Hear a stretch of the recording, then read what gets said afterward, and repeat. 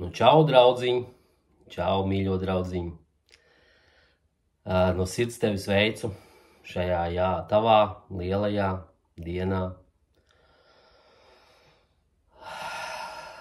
Visa dzīve tā kā viens tāds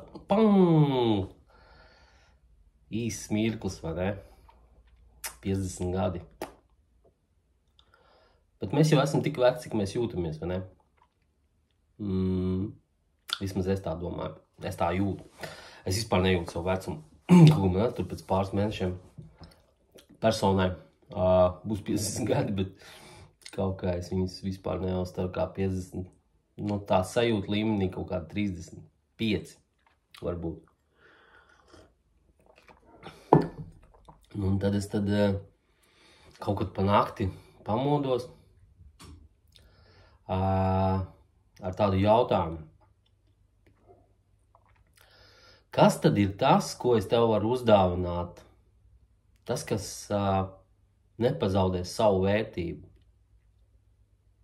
laikam ejot. Ko tu nevarēsi iztērēt, ko rūs un kodas nevarēs saēst. Un kas paliks atmiņā tev un arī citiem pēc tā, kad varbūt kaut kādā brīdī mēs dosimies uz kaut kurien citurien. Un tā ir atzinība, draudziņi. Tā ir atzinība. Un tie ir vārdi. Tā ir attieksme. Attieksme, vārdi, atzinība. Lūk, un zin kā austrumos ir tāds uzskats, ka vīrietis līdz 40 gadiem viņš dzīvi uztver kā piedzīvojumu, nu, kā pusaudzis. Viņš vienkārši čilo, draivo pa dzīvi, surfo,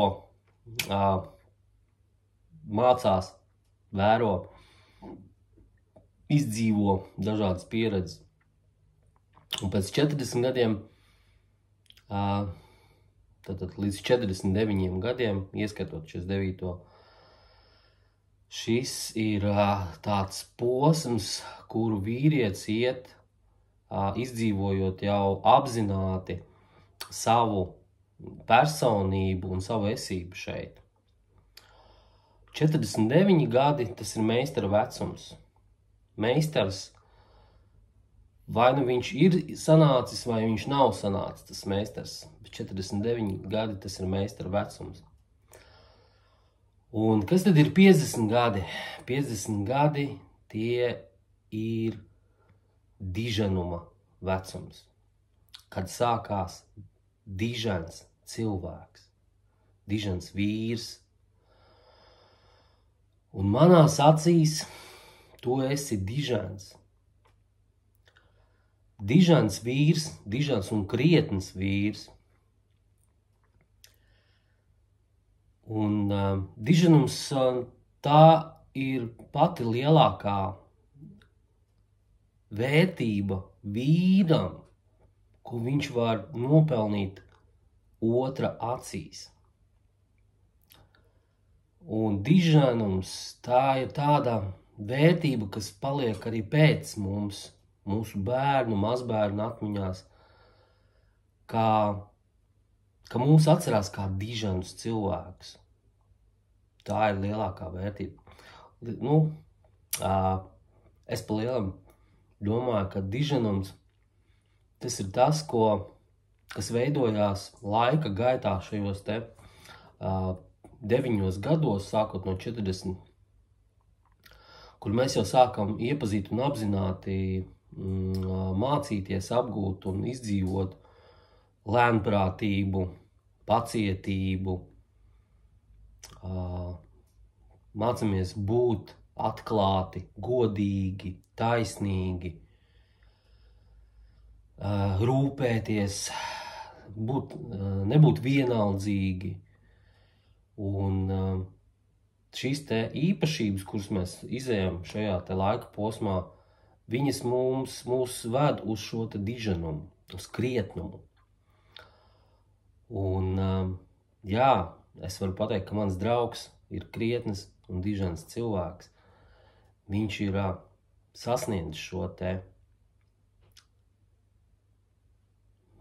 status, līmeni, būtību.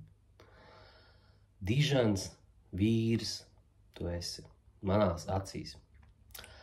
Un man liekas, kad mēs ar tevi sākām draudzēties, man liekas, no 3. klases, ne? Jo tur līdz 3. klasē tur mums bija Dzintars Biļinovskis, tāds konkurences elements tajā mīlas trīstūrī draudzības. Un man liekas, tad 3 gadu vecumā mums bija 10 gadi. Tad mēs no 10 gadiem ar tevi esam draugi. Un tad sanāk, kad 40 gadus. 40 gadi ir arī tas vecums mūsu draudzībai. Un kas tad ir tā vērtība, ko nevar nopirkt? Nevar nopelnīt. Nevar arī pazaudēt. Var pazaudēt, bet ļoti grūti to pazaudēt, ja tā ir īsta vērtība.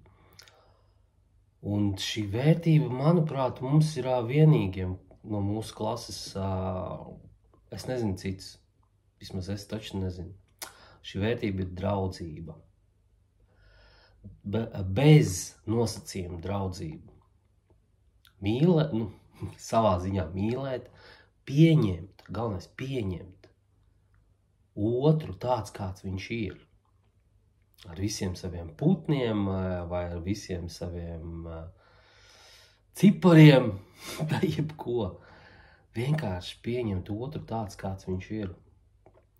Un, manuprāt, mūsu draudzība ir tieši par šo stāstu, ka mēs viens otru esam pieņēmuši tādu, kādi mēs esam. Un tā ir īsta draudzība. Un droši vien, ka tam teicienam ir sava nozīme un vērtība, kad nav nekā noturīgāka un stiprāka kā 2 vīru draudzība. Lūk. Un tad šajā skaistajā, saulainajā dienā, kas ir 18. janvārs, 2025. gads, starp citu es atceros, ka es biju tieši vēl naktī atcerējos to tādu,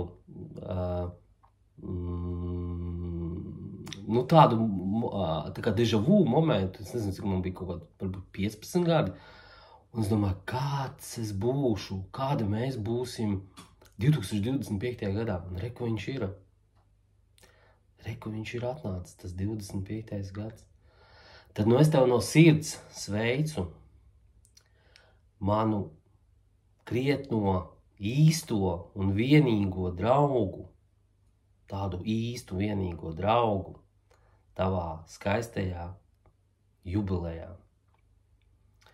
Un es novēlu tev un tavai dzimtai, tavai ģimenei daudz saulainu, skaistu, gaišu dienu. Es novēlu tavai dzimtai labklājību, pārpilnību, cieņu vienam pret otru un no citiem. Es novēlu tavai ģimenei, tavai dzimtai būt bagātai garā un visā pārējā, arī materiālās vērtībās. Un es novēlu, lai tavi bērni un tavi mazbērni un visas tavas nākošās paaudzes būtu krietni un dižani cilvēki. Daudz laimes tev dzimšanas dienā. Un par Mercedesu es tur neesmu aizmirsis. Viņš ir procesā, tici man. Kaut kad arī pienāks tas laiks, kad būs piekriņu vietā arī pats Mercedes. Daudz laimes tev, draudziņ!